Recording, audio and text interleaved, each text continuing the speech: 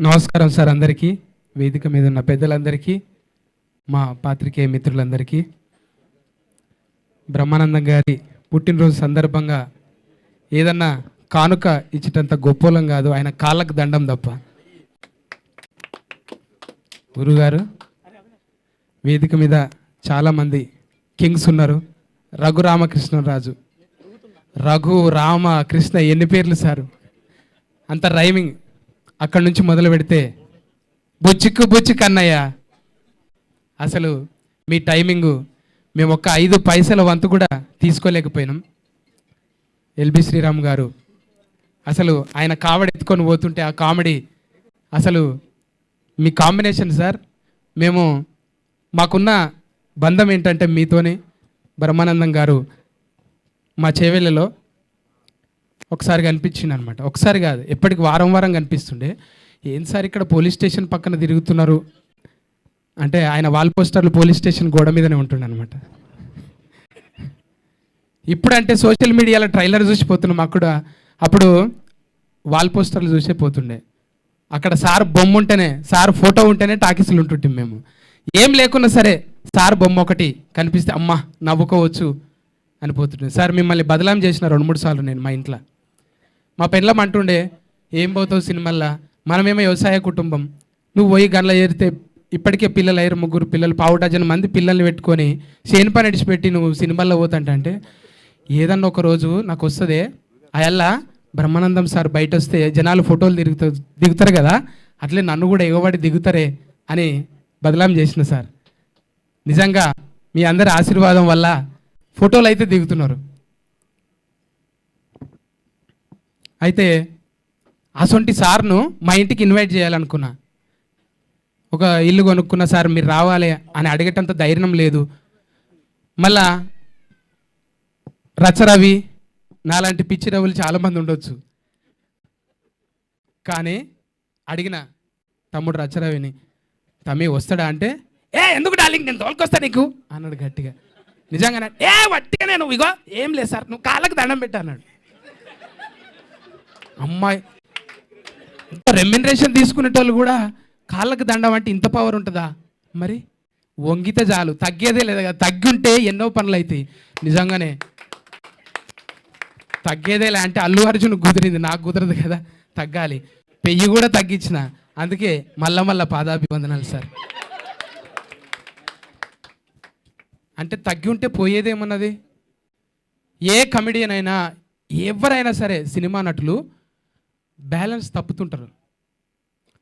ఎవడో ఒకడు కులపోడు వస్తాడు, అన్నా నీ వెనక ఎంతమంది తెలుసా, నువ్వు రా అన్న మా దాంట్లో నువ్వు తోపన్నా అంటే పోయి అరే కొడుకుల్లారా అంటాం మా ఇంత.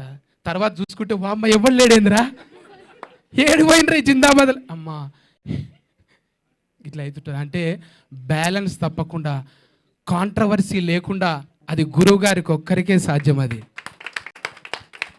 ఎంతమంది ఎన్నిసార్లు ఇన్ఫ్లుయెన్స్ చేసినా కూడా అవునా అని ఒకరికి ఇప్పుడైతే నెక్స్ట్ ఎవర్రా అని అంటే సరే వస్తాం సార్ మేము అంటే అంత బ్యాలెన్స్ చేయగలిగిన ఒకే ఒక్కడు ఆ బ్రహ్మయ్య. మీకే కుదిరిందయ్యా అది. ఇంకా చాలా చెప్పాలని సార్ మీ గురించి, చాలా చెప్పాలని ఉన్నది. ఎవరింట్లో కూడా ఆయన వచ్చుడే ఎక్కువ. అంటే మా ఇంట్లో 4 పోలేలు తిన్నాడు. పోలేలు అంటే తెలుసా బచ్చాలు? అరే ఏమున్నాయి రా సత్తిగా అంటే, నాకు చూడాలిగా ఉన్న 4 గంటకే లేచి ఇలవడ్డాయి. మా పోరలు నీకు అంత క్లోజా అంటే ఏమనుకున్నారా మేవాడా అని అంటుంటే, వాళ్ళు బ్రహ్మానందం సార్ మనకు తెలుసు, మా ఇంట్లోకి వచ్చిండు. అబ్బా ఇక ఏ చుట్టాలు, అందరి చుట్టాలను మర్చిపోయారు, సార్ చుట్టే తిరుగుతున్నాడు. నేను దించొస్తా పోరలు. అరే నీ కొడుకులు ఇంత పొడవైన రారా అంటే, మరిగా సార్ బ్లెస్సింగ్ సార్. నిజంగా మా తప్పటడుగుల్ని సరి చేసుకోవడానికి మీరు ఒక సూత్రం సార్, మీరు ఒక సూత్రం. అది ఎంత పథ్యం ఉండాలంటే ఎల్లేదన్న గడవడంగానే లబలబలబ ఉరుకుడు అవుతున్నది.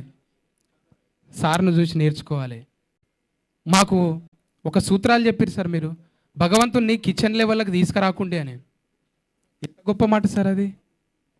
అంటే నేను అది తిన్నా, ఈడున్నా, ఆడ తానం చేయలే, శుభ్రంగా లేను అంటే, మనము తల్లితోని కూడా ఒక్కొక్కసారి మనం పరస్కమాడతాం. అమ్మ నేను దొంగ, నువ్వు పోలీస్, నాయనా నువ్వు అది, నేను ఇది అంటే పాత్రలు చేంజ్ చేసుకుంటుంటాం.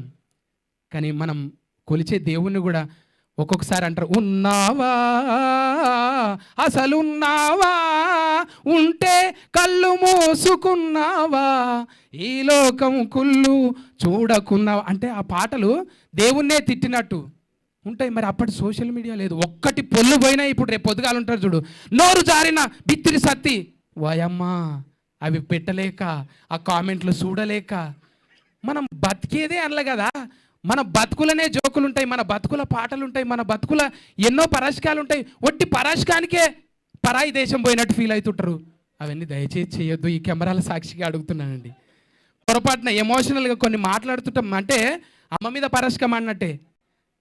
అమ్మతో పరాశకం ఆడమా మనం? ఒక్కొక్కసారి అట్లనే మనం ఉండే జీవితాన్ని ఒక్కొక్కసారి కామెడీ చేయాలనుకొని, అందుకే ఆయన చాలా తెలివిగా ఎవరిని బాడీ షేమింగ్ ఉండదు, ఆయనకు ఆయనే చేసుకుంటాడు. ఇప్పుడు నేను ఎట్లయితే సందు పనులు అనుకుంటా, డొప్ప చెవులు అనుకుంటా, తొట్టి కడుపు అనుకుంటా, అట్లా మా మీద మేమే జోకులు వేసుకొని నవ్వించడానికి ప్రయత్నం చేసే, అది తప్ప కాంట్రవర్సీ ఎక్కడ ఉండదు. గురుగారిని ఆదర్శంగా తీసుకొని, గురుగారు మీకు నెంబర్ అనేది 70 అనేది ఒట్టిదే సార్, మీరు ఎన్ని తరాలు ఆ తరాలకు సరిపోయే మీరు కామెడీ బ్రహ్మ సార్, మీ ఆశీర్వాదం ఎప్పుడు ఉంటూ. 3వసారి గురువుగారు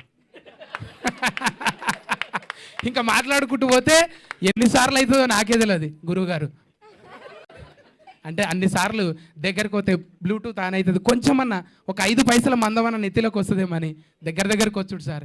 ఎప్పటికీ దగ్గరికి రాలేం కదా sir. Thank you sir. Raghubabu అన్నయ్య, అట్లనే ప్రగతి గారు, చాలామంది ఉన్నారు. మీ పేర్లు సార్, పృథ్వీ అన్నయ్య, థ్యాంక్ యూ అన్నయ్య. ఉత్తేజ అన్నయ్య అంత ఉత్తేజపరచలేనేమో కానీ, TV5 మూర్తి అన్న ఎక్కడవే, అంత పూర్తిగా నేను మాట్లాడలేనేమో కానీ కొంచెం ఏదో మడత పెట్టి థ్యాంక్ యూ గురుగారు, థ్యాంక్ యూ. లాస్ట్ సార్ ఇది ఒక్కసారి. Thank you so much for your valuable words. మాట్లాడతావా?